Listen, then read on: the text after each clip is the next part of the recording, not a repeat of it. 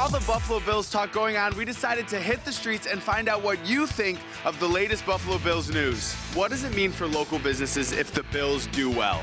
You know, Bills do good, everybody does good. You know, the whole town comes out to celebrate the Bills' victory, so it always works out a little bit better for the small business owners when the Bills are on the up and up. Tell me, what do you think of the power switch that's happening in the Bills right now?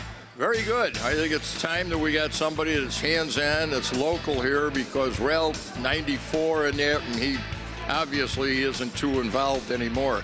So I think it's going to help the Bills. Well, Russ is going to have to prove himself over the next year because he's been part of the organization for so long. It's going to take a very short amount of time to see how the organization changes without the owner's direct influence. What do you think the biggest problem Russ is going to face in, redoing everything? I'd say one of the big problems is just getting players to come to Buffalo. We saw last year that Mario Williams came in, but that cost us $100 million.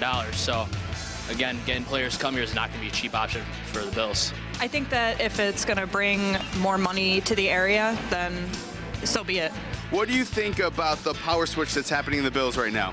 What Russ Brandon you're talking about? I think it's a great idea. It's the fact that he's a young guy.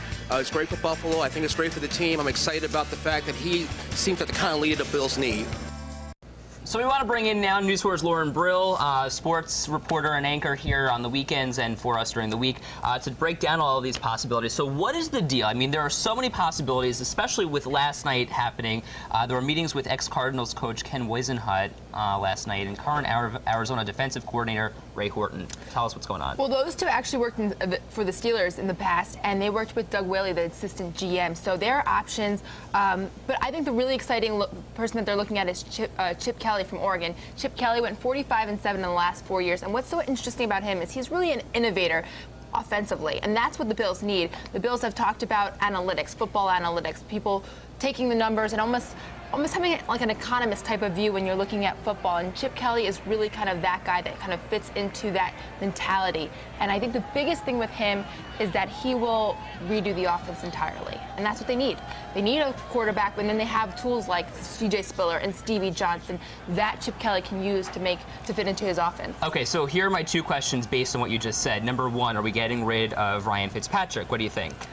I think that they are. I think they're going to look for another quarterback, but that's no guarantee. Maybe a coach will come in and want to work with him. He does have some tools, but he has trouble finishing it when it counts the most. My second question is Spiller. I mean, he wasn't utilized as much as he could have been this season. C.J. Spiller is an incredible talent. He can run the ball under any circumstances. He can change the pace of the game, and that's what actually Chip Kelly likes to do. He doesn't necessarily always move quickly. He changes the pace, and that makes it difficult for opponents to defend him, and that's what C.J. Spiller is really good at, so he could work well in his system. Now, when I went out, it seemed to me that you could go to any sports bar in the city and find someone with an opinion on the Bills. And a lot of people are getting really heated about this. Do you think that, this new leadership is out there and they're kind of realizing that Buffalo is watching them and we're sort of following their every move and we all have something to say about it? The Buffalo Bills is such a huge part of the culture here that everyone's always watching what they're doing. The pressure is always on. They want to win. People want to get back to those days of being in the playoffs and going to Super Bowls. So people are always watching. The pressure's always on, and they know that. Do you think fan pushback is going to have any influence on any decision made? No, I think they want to win, and I think they've always wanted to win. So there are also some other reports out there about interviews with other potential coaches, like the Broncos assistant Mike McCoy. Other possibilities include Lovie Smith, Syracuse head coach Doug Marrone. What's the possibility here? I mean, is it likely to bring a college coach in, and then two, a fired coach? Yes, either one is a possibility, definitely. I think they're looking at all the different options because there's a lot of teams looking for coaches. The Cleveland Browns are looking for a coach. The Philadelphia Eagles. So all these coaches are interviewing for multiple jobs, so there's a lot of different options, and people need to keep their options open, and they need to have backup plans in case somebody chooses a different team. Well, we will be following along with the News 4 Sports team. Of course, you can always go to WIVB.com or wingit.tv. Click on the sports tab. There's so much stuff that you guys are working on, and we thank you for all of your efforts keeping us in the loop, keeping us connected. It's my pleasure.